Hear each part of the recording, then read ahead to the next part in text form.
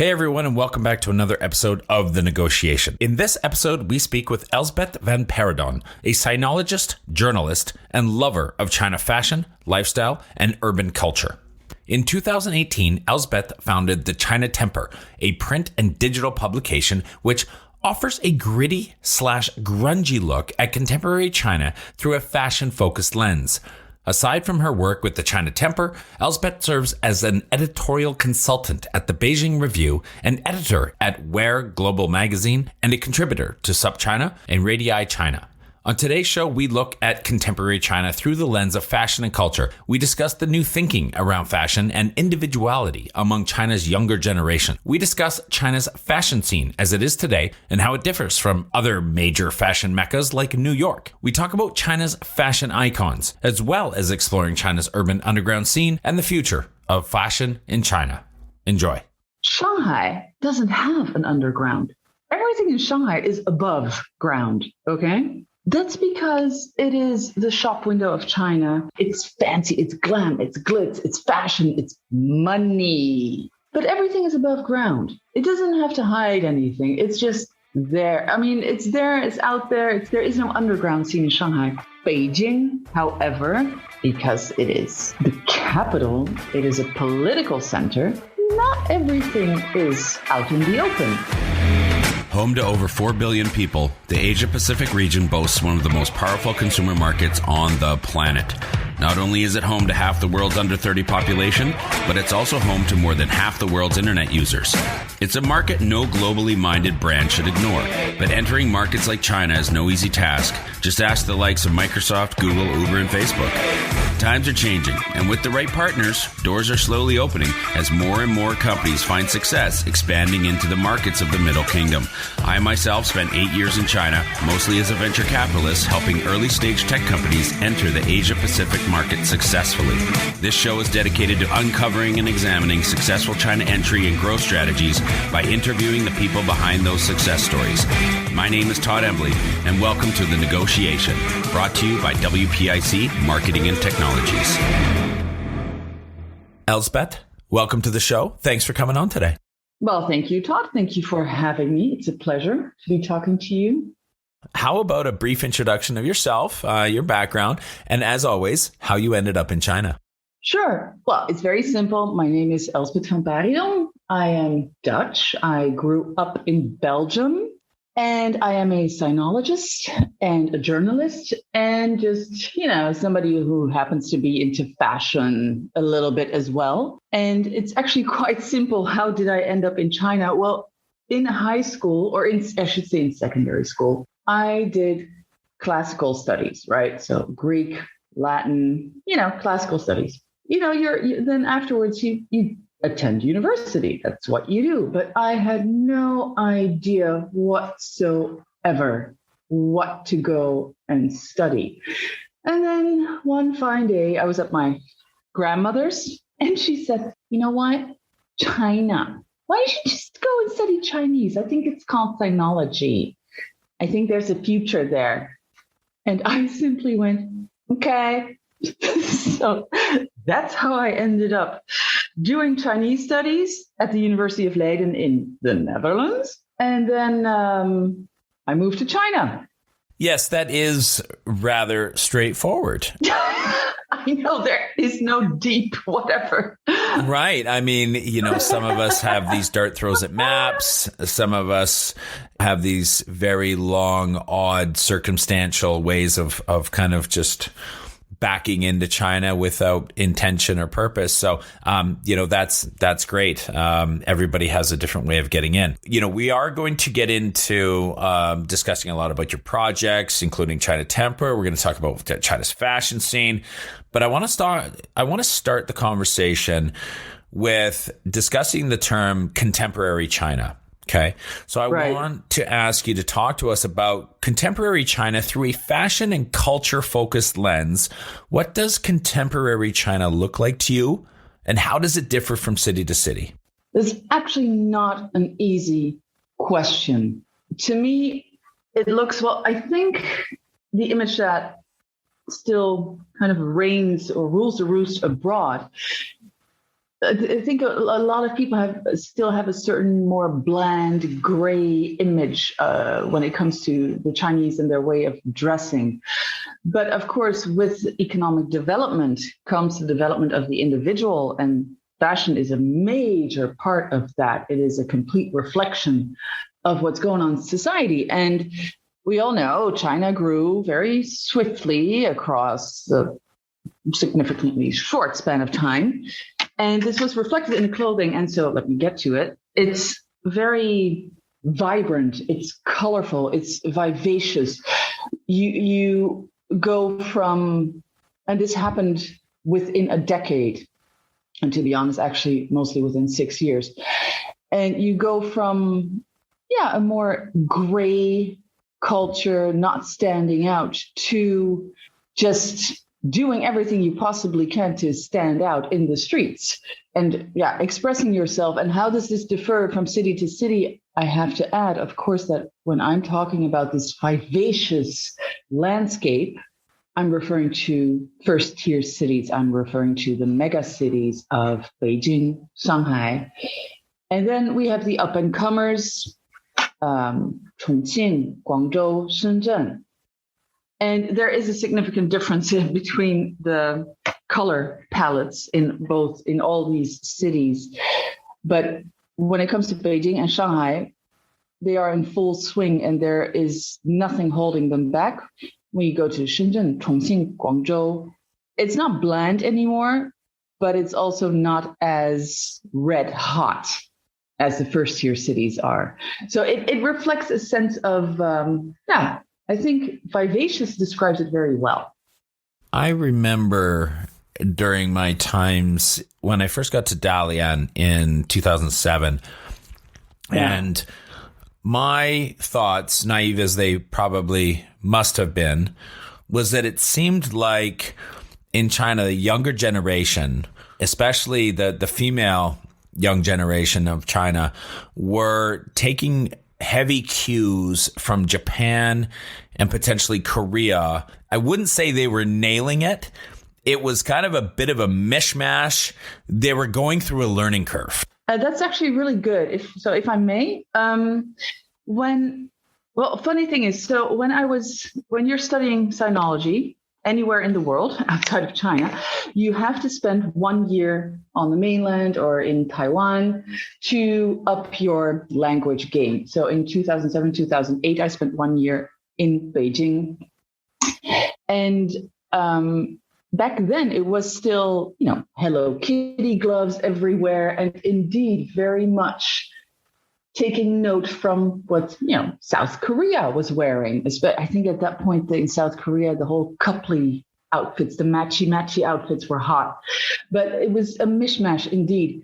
But the funny thing here is that Japan, South Korea, Japan, and China, when it comes to fashion, they've all followed the same trajectory, which is South Korea in the 70s, 80s, Japan in the 80s, 90s, China in the 2010s, which is you go from being underdeveloped to economic development. And like I just said, the economic development, then there's the creation of a middle class, which wasn't there before. So the middle class is born.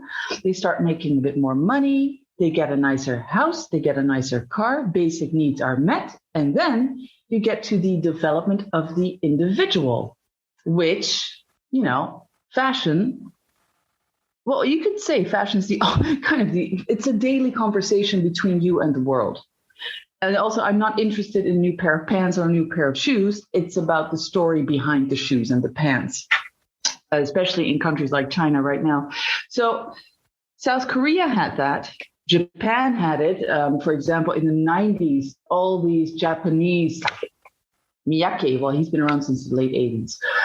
These Japanese minimalist designers, they also made it onto the catwalks of Paris, and they became staples in the fashion scene.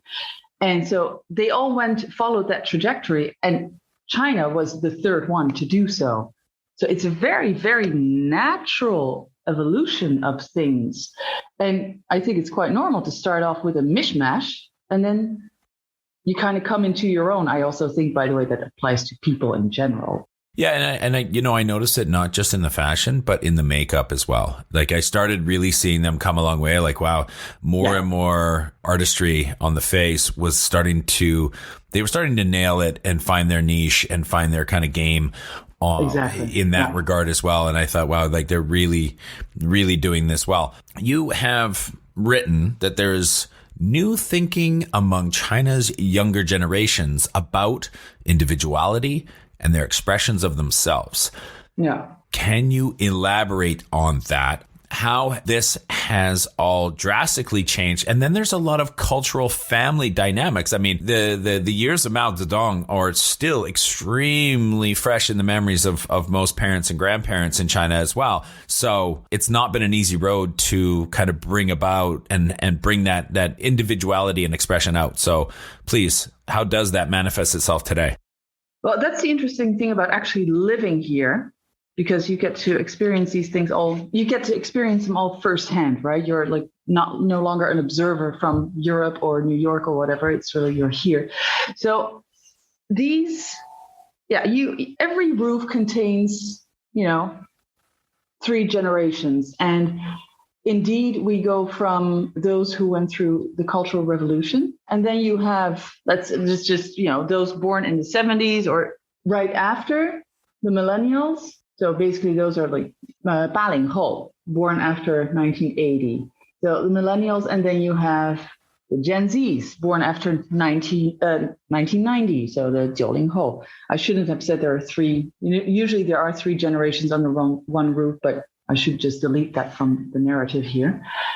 When you look at those who went through the Cultural Revolution and the starvation and God knows what, and also what you said, communism, you don't know what you're thinking until you're told what to think. People were dressed alike. It was the epitome of gender equality in fashionable terms. The Mao suit, like green, gray, we're all the same. Nobody stands out. Nobody's inferior. No. It was it was unisex defined. And then, okay, so you move on, you open up the country, and then you have a generation born in the 80s. And that's interesting for me because those are my peers. And it's like they're caught not between a rock and a hard place, but they're caught between that thinking, that soberness of the 60s and 70s and at times excessive behavior of those born after 1990 and 1995, let alone 2000.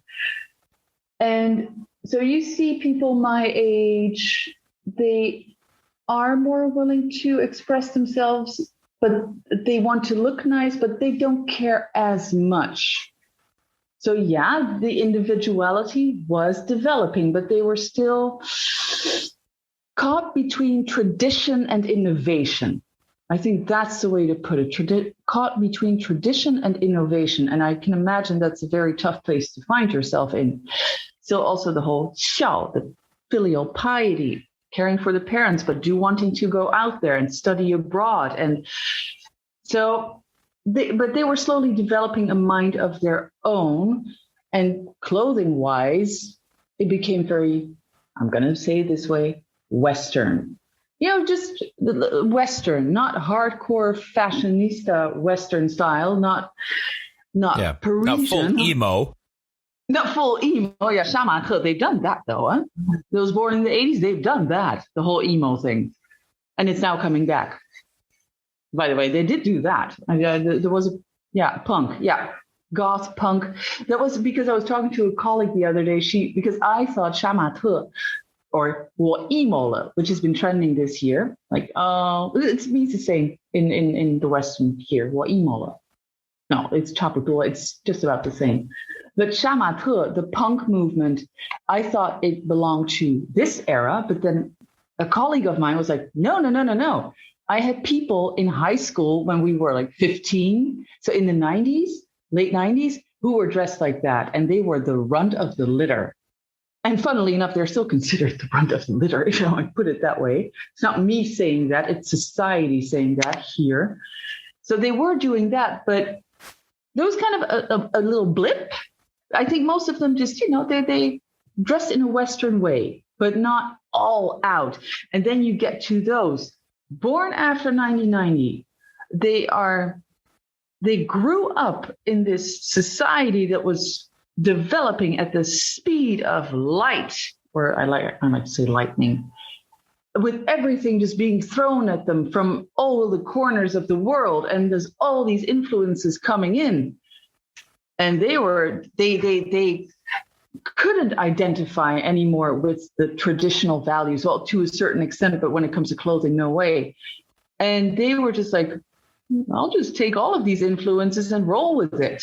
And not in a mishmash kind of way, but really like, this is what I think it's cool. This is what sets me apart from the rest. And this is my conversation with the world. So they developed a wholly new attitude towards clothing.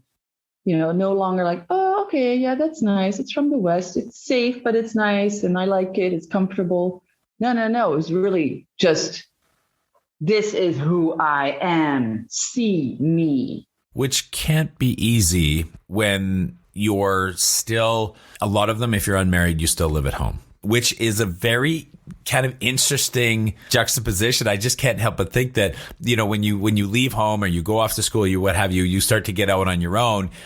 Part of that freeing thing is that, you're in control of your own closet. Nobody else is seeing it.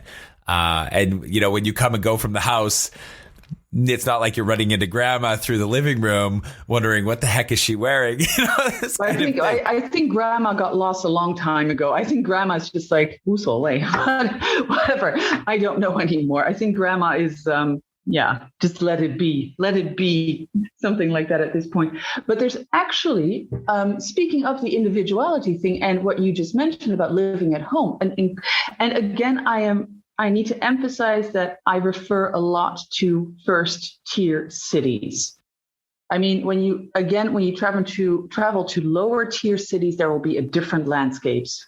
There's a difference between where I live in Sanlitun and even so Chaoyang district and, for example, Xicheng district in Beijing. There's a difference, in the way that I do need to, like a disclaimer. But so the living at home or with your parents and individuality, there is a significant rise. I should look up the numbers. We covered them with Beijing Review, of people in their 20s moving out on their own without flatmates, just, getting their own apartment because they want to be them. They want to be themselves. Now, it does come with an issue, by the way, of many of them just working online and earning their money through live streaming and only leaving the house to walk the dog. But that's a whole different story. But so this is happening. There is a rise in the number of 20-somethings venturing out on their own, getting their own apartments, basically like most of us did in Europe, for example, right?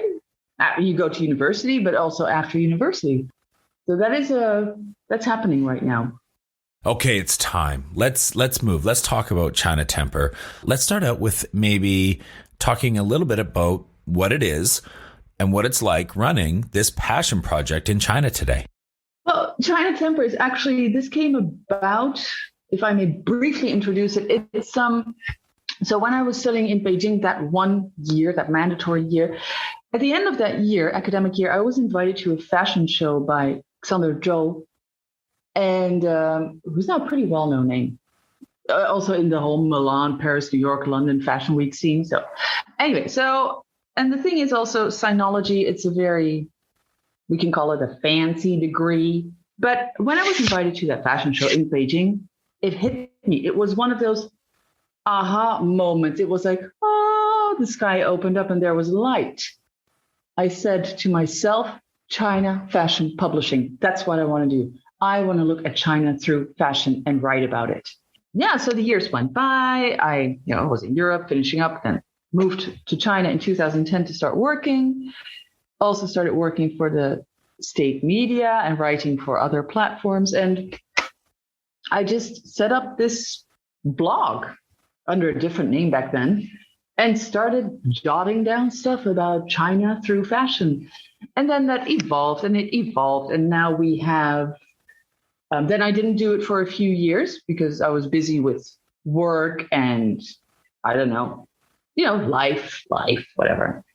And then when I left China in January 2016, I went back to school, studied journalism, got a master's in that, and it was all related to temper because I had the idea in the back of my mind always. And then in 2018, I started taking temper more seriously. Now we have 8 contributors, 2 translators, and it's a step-by-step process. It's quite easy, I have to say, to run this because I don't touch upon sensitive topics. And this brings me to also my job at Beijing Review. I work there as an editorial consultant. Beijing Review is a weekly English newsprint. For them, I also started filming, or they gave me the opportunity to start filming. It's all about looking at China through fashion and urban culture. And it's like going head to head with your bosses every now and then, but we always find common ground. For example, next week, I'll be interviewing these senior models, fashion grandmothers. These are women who in their golden years, it's really like the Golden Girls. They didn't want to sit at home and just take care of the grandkids, which is quite normal here. No, they went out there and they started modeling. And they're very tall, by the way. They're all 5'9", which is nice for a 70-year-old woman. And right. And especially Chinese women.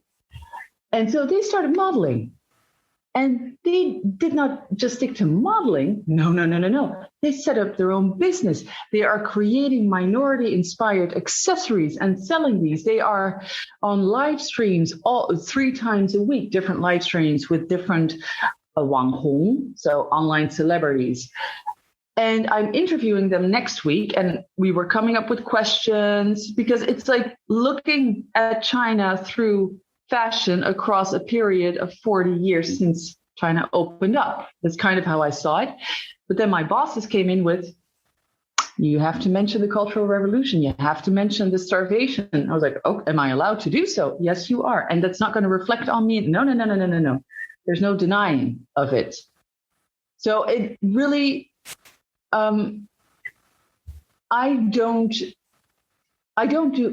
I'll put it this way, I only make fashion statements. I don't make political statements. And then it's quite easy to create content and get the opportunities to do this filming, etc. Because I'm telling stories about China from a completely different angle. Nobody's doing it. And it's the ultimate soft power. They should be very happy about that. Fashion is soft power. It is. And I don't indulge in, everything's so great. I don't do that kind of stuff. I just, I'm a sinologist. I'm very happy to be here. I've been given so many opportunities and new opportunities here. And I've grabbed them all now in 2021. And that's what I do. I've never done anything else. I tell stories about China, but from a completely different angle. And I also don't feel the need to get political. So content creating is actually quite easy for me here. I've never had any issues, which might come as a surprise to many listening to my very non-intellectual explanations. In circumventive ways, we've talked about China's fashion scene, but I would like to now pointedly ask you to intently, answer the question of just how would you characterize China's fashion scene today? Is it trend setting? I wouldn't even call it trend setting. I would call it trend dictating. This is my thing with, I get bored easily. Also, like if there's a designer and you have to imagine a lot of Chinese designers. I've also seen them when I was spending time in New York. Yes, also did a New York stint, in between, and then returned to China. I met these guys at Parsons, the New School of Design, and some of them then got rave reviews at Shanghai Fashion Week. But given I knew them already when they were still in school, I could see there had been no evolution. So having said that, I get bored quite easily, and I don't like it when I don't see any evolution. And that's exactly what I've been seeing. And I'm going to antagonize a lot of people with this, but in Europe and the US, what innovative fashion? It's the same thing every season. And don't get me started on pre-fall, fall, I don't even know anymore, cruise collection. It's the same. There is nothing interesting about it. There are no interesting stories. It's boring. It became boring after the 90s. I think what the 90s had was still that whole supermodel vibe and like the original supermodels, right? And yeah, it's just boring. And then you turn to China. And so again, yes, some designers who are met here with rave reviews, I'm like, well, but I'm not going to, publicly state that, oh no, I saw them in their studio at Parsons. It was exactly the same. It's the same season after season. That's boring too. But at least, they're, most people, it's out there. It's over the top. And many of them really, really have a story to tell. And by that, I mean a social story. For example, there's one brand in Chinese based in New York. Yeah, I got to put it that way. And they're called Private Policy. And these guys, every season, they tackle a social topic or something that is at play in society. It was in support of LGBTQ plus, that's the correct expression now, sorry, rights, or breaking down Asian stereotypes, or the collections even inspired by the Stonewall riots, or collections to highlight the South Asian fashion industry. Yeah, they're one of my favorites. That's why I'm like, I know this. There are stories behind these collections that are far more interesting than what your average designer or brand will have to say in Europe or the US. So, and again, the fashion here is now, because they feel on top of the world, huh? It's Veni Vidi Vici, right? That's what the vibe is, Veni Vidi Vici vibes. So the fashion is outlandish. The hair, the makeup, the nails, the this, the that. It's also when I show pictures to my friends in Europe, they're also like, that is unbelievable. Unbelievable. They've all visited before, right?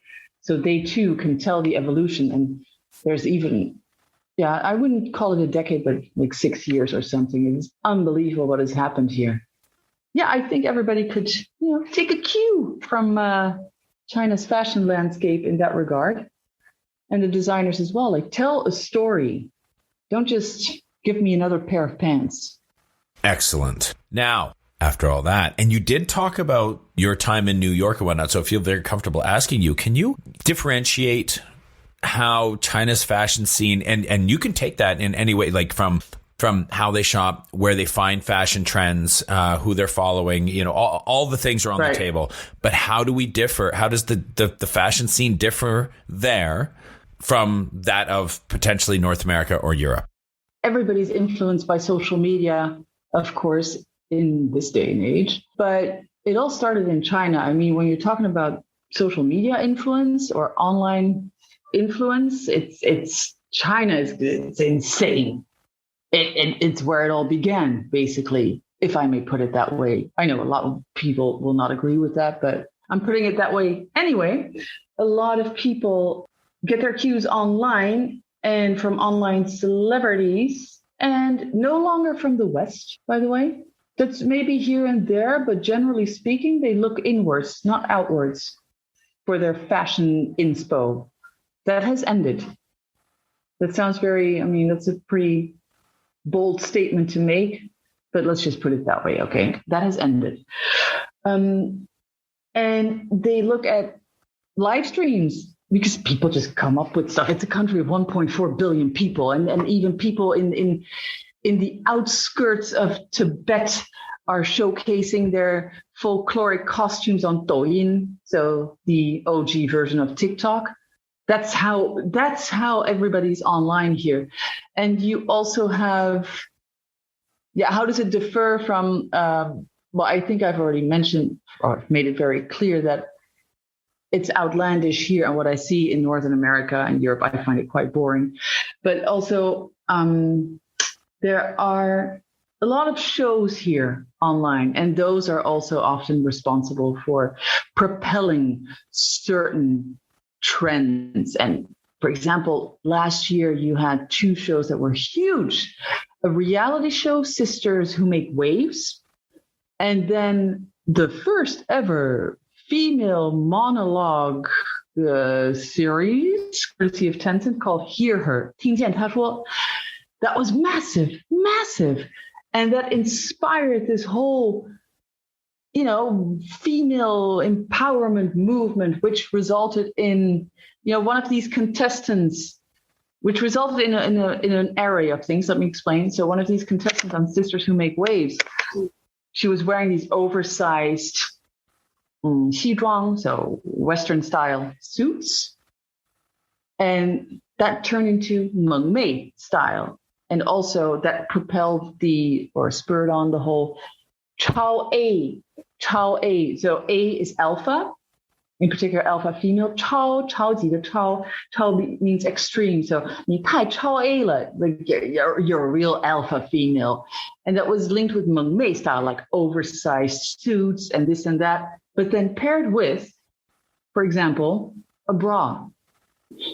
And this is something we do in the West as well.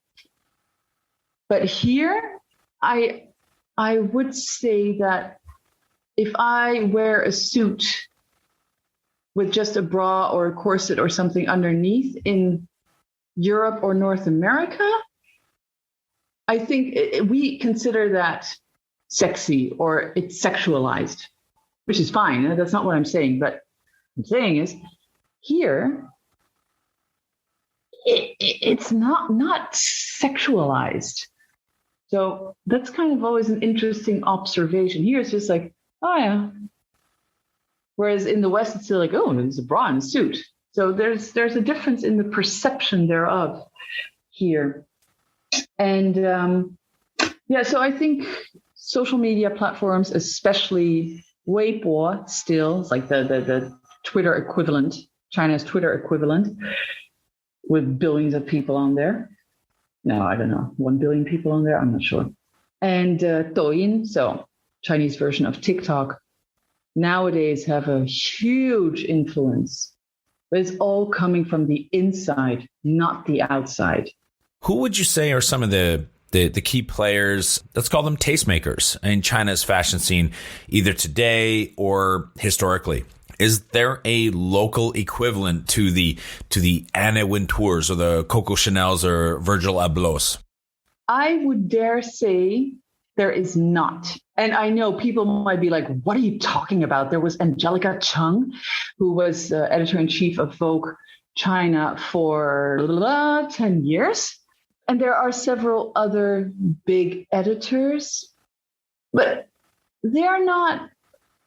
That's not an Anna Wintour who really, when she took over Vogue America, Vogue US in '89, published a front cover with, it was the first time a pair of jeans was published on the front cover, paired with a Chanel vest, I think. And that blew everybody away. That was trend setting. That was talk about making or taste making. That was the definition thereof. I don't see that here. What I do see here is, I repeat myself, is the the Hongs, the online celebrities, also celebrities in general. When they promote something, it sells out within a minute. But do you have these tastemakers, these fashion dictators, like these super fashion icons? Well, maybe in history, you had like Wu Zetian, the one empress China ever had. Yeah, sure, she wielded some influence there. Let me see. Oh, you had Su Meiling, the second wife of Sun Yat-sen. She was a fashion icon. And she was trend-setting, but nowadays, no, not really. No, none of those like iconic bastions of fashion. It's very interesting. I appreciate that. I want to talk to you a little bit about China's urban underground scene. And that is making a bit of a leap of faith. But, we know that you've mentioned it a couple of times. So we're just going to assume that there is and feel confident we can ask you about it. Yeah, there's nothing wrong with it. There's nothing wrong with it. How would you describe it? Underground. For example, Shanghai doesn't have an underground. Everything in Shanghai is above ground, okay? That's because it is the shop window of China. I refer to it as the Tuchuang of China, the shop window of China. Indeed, it's fancy, it's glam, it's glitz, it's fashion, it's money, right? But everything is above ground. It doesn't have to hide anything. It's just there. I mean, it's there, it's out there. It's like, hi, y'all. There is no underground scene in Shanghai. Beijing, however, because it is the capital, it is a political center, not everything is out in the open. And I'm not saying this there's nothing illegal about it. It's just certain things like, okay, it's fine, but let's not parade them around, right? Shanghai parades them around. Beijing cannot parade them around. So it's a bit more low-key, underground, whatever. There's nothing politically wrong with it, or just in general, nothing generally wrong with it. So this urban underground scene thing, how would you describe it? What are some of the key trends you're seeing there? Do some of those trends end up swimming and becoming mainstream over time? Do they hit the big time? Yeah. First off, tattoos. Oh, good point. Tattoos. That's really come into fashion there? I'm the only person. I'm a blank canvas. I am a tattoo virgin. I am the only one amongst my friends, foreign and Western. I think there's one guy who also doesn't have any, like myself. We're the only two. It started out as underground, as taboo. We've written about this with Temper. We've written about the origins of Chinese tattoo culture, but also about women tattoo artists and women in tattoo culture. It used to be taboo. And I'm not saying that at my job, people have tattoos. That's also, but here where I live, the hot, hip, happening in crowd, each and every one of them. My friends, all of them. And usually multiple ones. And backs are covered, legs are covered.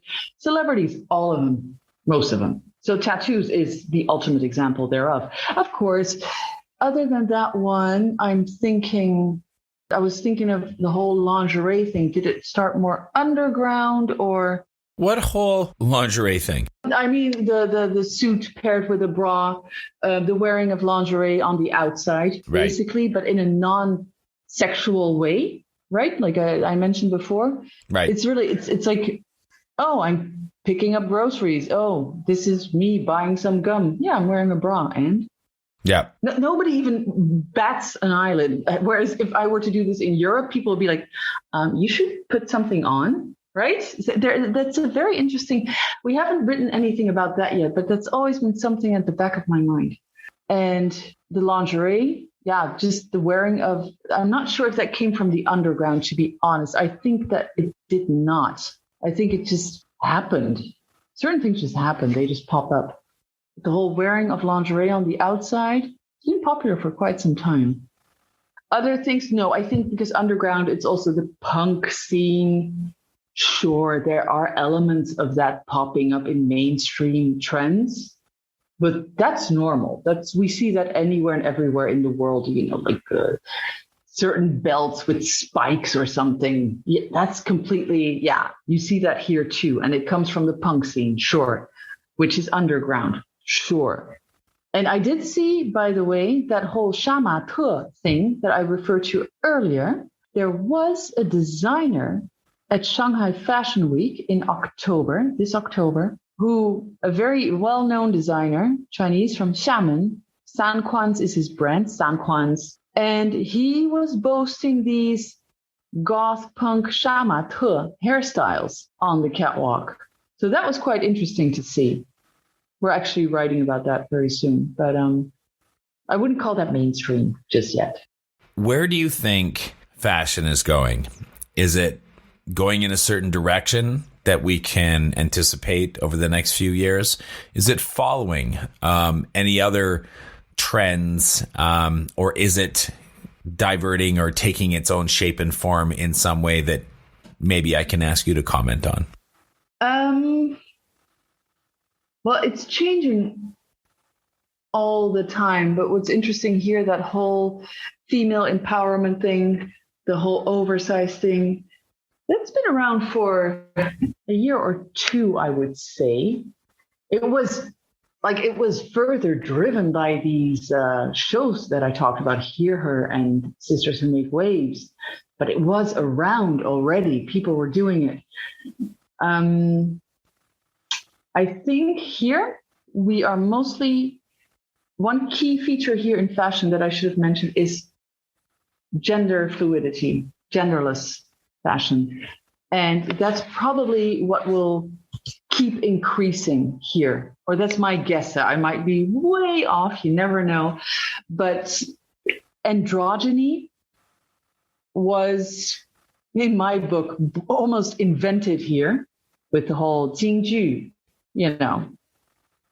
Beijing opera. It doesn't get more androgynous than that, or in my book again. So I think, athleisure is big here, but I'm not talking about that. Genderless, gender fluid clothing will keep growing, despite the fact that, and I know this was reported in the Western media recently, again, there was this whole thing about the sissy pants. Chinese men are becoming too effeminate in their ways of dressing, their makeup, their earrings, etc. This has been around for a long time. You have different terms for it. So I'm not quite sure why it was reported again, but this was a big deal 2 years ago. But that's also part of the genderless movement. And it's not stopping. It's not because it's being criticized that it's stopping. I think both genders are very happy with this whole gender fluid wardrobe thing and just kind of throwing it all together. So that's definitely a staple of the Chinese wardrobe. That's excellent. Thank you so much for doing this. Do you have maybe one or two other guest recommendations? We kind of like to take the podcast with you and call out a couple of other people and say, hey, you were nominated, almost like this is the Ice Bucket Challenge. You were nominated to join us on the podcast by such and such person. And would you be up for joining us? So who do you think would be a great guest, somebody you might yourself love to listen to, that you think we could reasonably have a good shot at getting on the show? I would say Jake Newby. He was managing editor of That's Shanghai for 5 to 10 years. And more importantly, he was the managing editor of RADII China for a couple of years. He only left RADII in June of this year. He's extremely well versed in music and Maotai. That's one, music and Maotai. Music and Maotai. Boy, that would be a great YouTube series. There you go. Yeah. Jake Newby, music and Maotai, or Maotai music. That's one. And I think Anthony Tao, he was, I believe, the managing editor of SupChina. Thanks to him, I also got to write for SupChina this year. So that's very cool. And but he's been living here for 15 years. And he, funnily enough, and I just thought of it just now, he was the first managing editor of RADII China in Beijing. So there you go. Anthony Tao of SupChina. Elsbeth, thank you so much for coming on the show today. It has been an absolute pleasure. I can't thank you enough for this wonderful look inside of telling us about China Temper and diving deep into the fashion scene of China. It's a very unique topic that we haven't covered in 120 episodes on the show. So thank you very much for being on the show today. Thank you for having me. Growing a company is hard. Doing it in a foreign market? Exponentially so. The best piece of advice I can give you is not to do it alone. When you start looking across the pond for further expansion possibilities, and I sincerely hope that you do, make sure you choose the right partners to do it with. My good friends at WPIC Marketing and Technologies have almost 20 years of experience helping brands just like yours enter China. I hope you enjoyed this episode of The Negotiation, and if you're interested in being a guest or want to connect with me or any of our team, please reach out to us at podcast@wpic.co. And be sure to rate, comment, and subscribe wherever you get your podcasts. 再见.